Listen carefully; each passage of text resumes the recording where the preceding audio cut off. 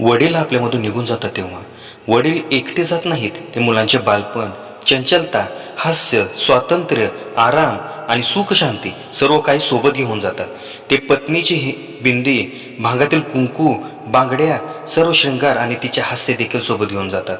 मागे राहते ते खोल शांतता, कधी न भरणारी पोकळी आणि प्रत्येक चेहऱ्यावर चिंतेच्या रेषा. कमी वयातच मुलांवर संसाराचा भार आणि नातेवाईकांचा विनाकारण हस्तक्षेप सुरू होतो. वडिलांच्या निधनानंतर घराची लकाकीच त्यांच्यासोबत निघून जाते. मदतीसाठी कोणीही पुढे येत नाही, उलट परिस्थितीचा फायदा घेऊन प्रत्येकजण वडील बनण्याचा प्रयत्न करतो.